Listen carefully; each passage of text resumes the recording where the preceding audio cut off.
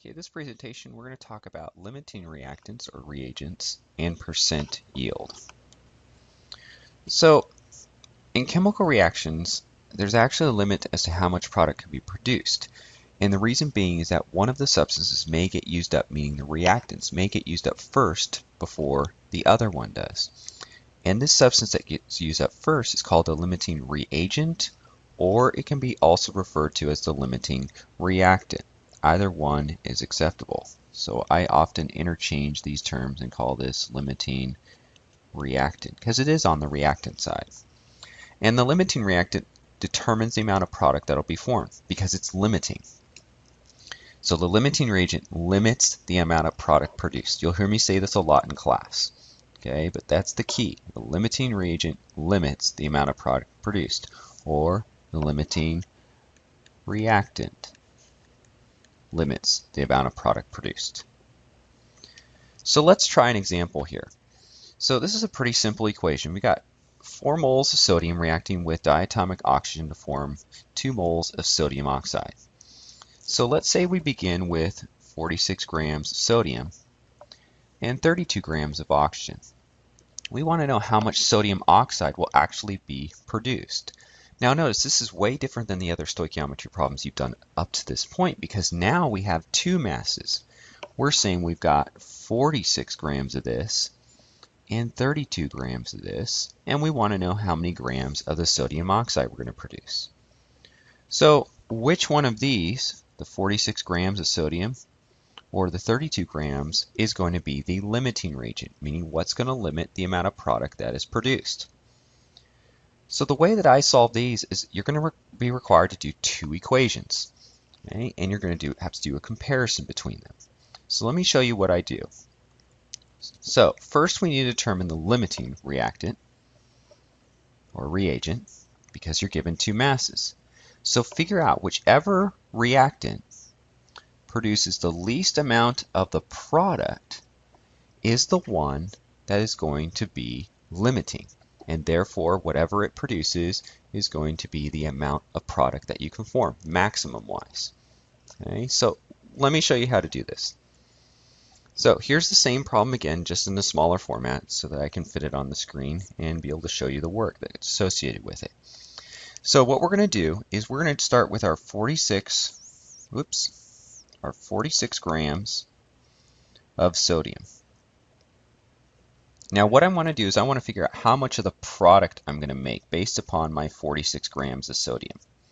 So what I'm going to do is convert my grams into moles. Remember, the steps to stoichiometry, number 1 is a balanced equation. We've got that. Step number 2, we need to think in the unit of the mole. So 23 grams of sodium is 1 mole of sodium. Nothing more than the molar mass. The grams of sodium cancel out. Now, what we want to do is figure out how much of the sodium oxide we're going to produce. So, for every 4 moles of sodium, I'll produce 2 moles of sodium oxide. Okay? So, if you can see here, now my moles of sodium cancel out. Where'd I get this? Well, this is my, again, mole ratio. And I got this from the balanced equation. And then what I'm going to do is I'm going to convert it back to grams.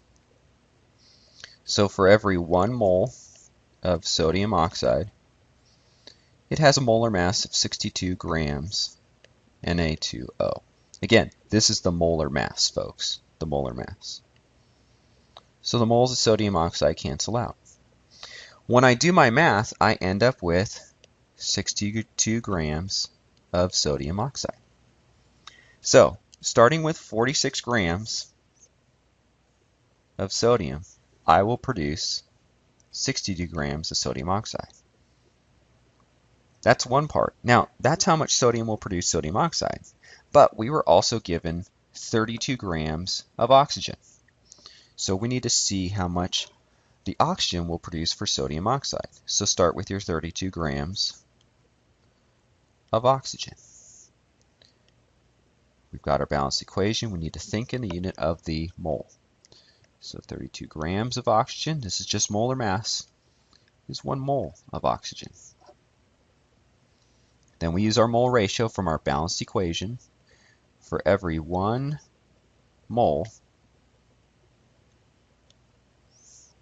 of oxygen, it will produce 2 moles of sodium oxide.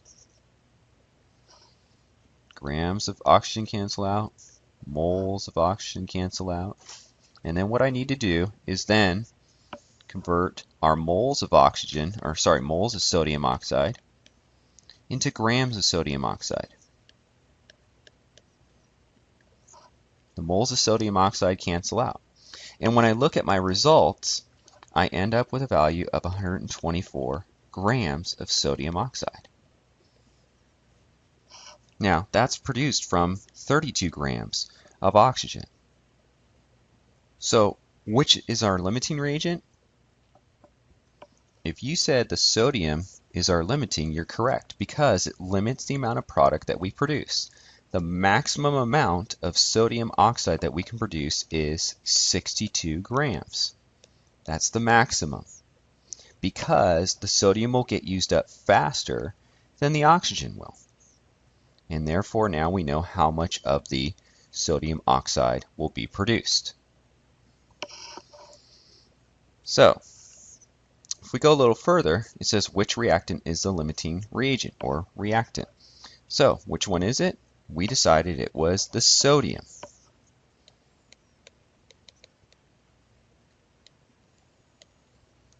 Now it says which substance is in excess. Well, excess is another word for just leftovers. So which one's going to have leftovers? Well, all the sodium is going to be used up. But there's going to be leftover oxygen. So this is going to be in excess, the other reactant. Now the big question is, by how much? So in order to determine how much is in excess, we need to figure out actually how much we actually used. We know how much we have, but we need to figure out how much we used. So the limiting reactant is the one we're going to start with. That's what determines the amount of excess used and then how much is left over. So we're going to start with our, we go back up, we're going to start with our 46 grams of sodium. Right here, 46 grams of sodium. So 46 grams of sodium.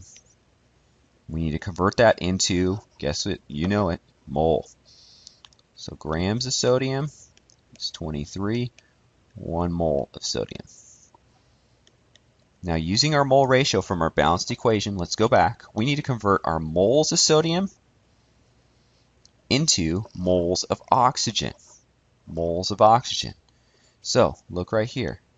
For every 4 moles of sodium, 1 mole of oxygen. So every 4 moles of sodium, 1 mole of O2.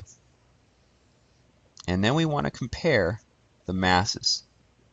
So for every 1 mole of oxygen, there are 32 grams of oxygen. So the grams of sodium cancel out, the moles of sodium cancel out, and the moles of oxygen cancel out. So when I do my math here, I end up with 16 grams of O2. This is how much was actually used. So how much did I have to start with? Well, going back to the original problem, it was 32 grams of O2. But I used 16 grams of oxygen, which means I'm going to subtract 16 grams of oxygen, which I got from here. So when I subtract those, that means I have 16 grams of oxygen in excess, meaning leftover.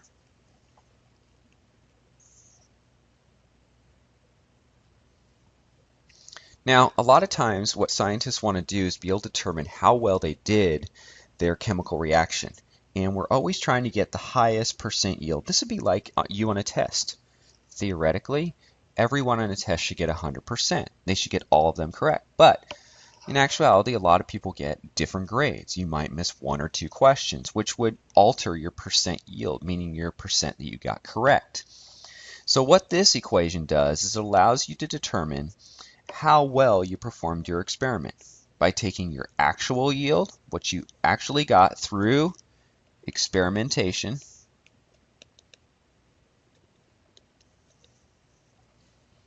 to what you theoretically should get, and this is based upon a calculation.